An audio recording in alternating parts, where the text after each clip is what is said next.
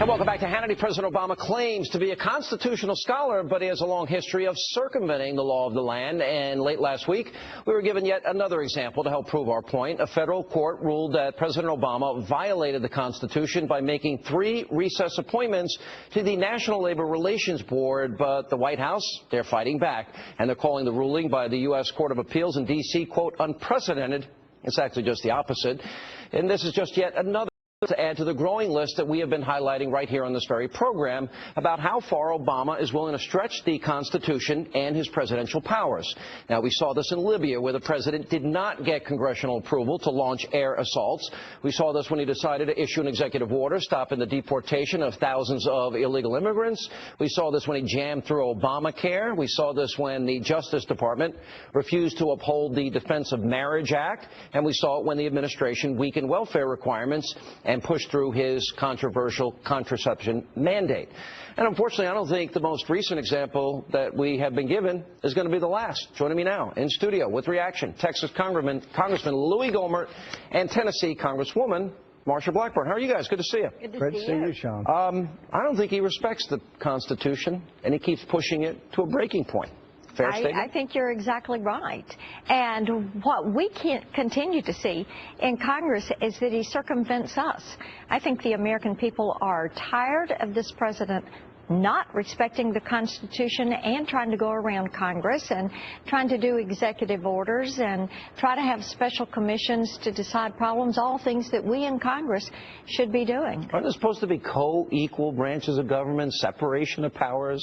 This is pretty basic stuff, right? It is basic stuff, and it's part of the Constitution, but I think one of the big legal ramifications that should come out of this would be a class action lawsuit by all of those who had him as a constitutional law instructor to get their money back. I think it'd be a lay-down case for him. This guy does not respect the Constitution. He does not abide by the Constitution, and we've seen it repeatedly, including the things you mentioned. When you have a president that stands up and says, I don't like the law that duly passed Congress and was signed into law by another president, so I don't like it.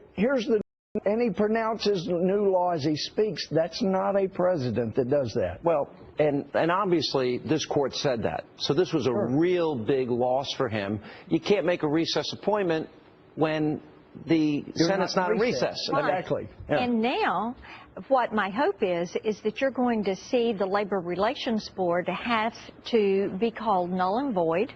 All of these decisions that they have made, null and void. The same thing would happen with the Consumer Financial Protection Board and Richard Cordray. That should all be null and void because you cannot do this. The court has said you can't do it, and they have moved forward with these sweeping actions. So it's time to recall it all. All right, let me talk politics with both of you. Louie, you oppose John Boehner for Speaker. I like the man, but I thought it's time for a change. Okay. Marsha, I supported him. You supported him, but you're also a conservative. Right. I said on this program Friday night that unless and until House Republicans totally, completely unite as one team, you will have no power. You will have the power if the Republican caucus gets in a room and unites in a strategy for Obama. I think the country needs your caucus to do that. Am I right? Well, I don't think it hurts to have disagreement within the Republican caucus. Ed Fulner has talked about how much money Ronald Reagan raised for the Heritage Foundation, even when the Heritage Foundation was taking shots at him for not being conservative enough.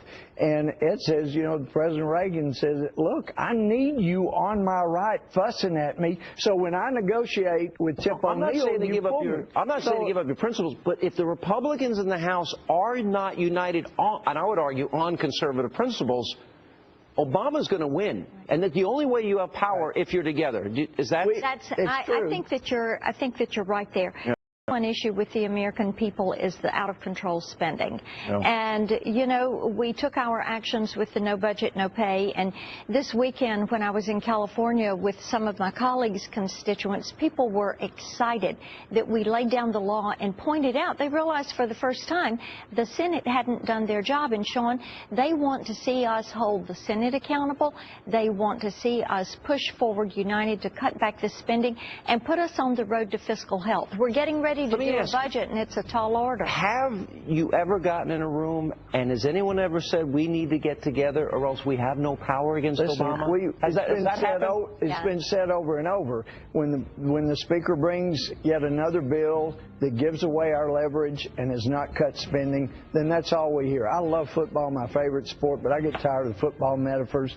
Gee, there's no I in team. We can only have one quarterback in the huddle. Whereas a better football metaphor is if you're getting the kickoff and you take it and start running toward your own goal, don't expect me to block for you going the wrong goal. You know, we need to be together on the things we agree on. And the things we agreed on, and every one of us took a pledge called the pledge. That's what we agreed on, but we haven't stood by the things that we pledged. See, that would be the first. That's the next challenge. It was a great pledge. How about the party that's for a balanced budget against generational theft and a party that's for entitlement reform and won't give in? If everybody in the caucus did that, you have power. Yeah, we're going to protect seniors' Social Security by not letting it go broke. We're going to protect future generations. We ought to be having the seniors and the young people on our side. I think that there is plenty for us to do. What people want us to do most of all is deliver. To take some action and to get the job done. Without uniting, you can't. Process. And I'm tired of watching Obama divide conservatives. That's right. I'm tired of it. All right. But you've been Let me come speak to the caucus. I want to come. We'll invite you. Producing, and this is last year's congressional pin. You have been producing. You've talked about. I have wanted this pin forever. You deserve one. Come on. Oh, Louie Gohmert, God bless you. Thank you. Thank you, Sean. All right, and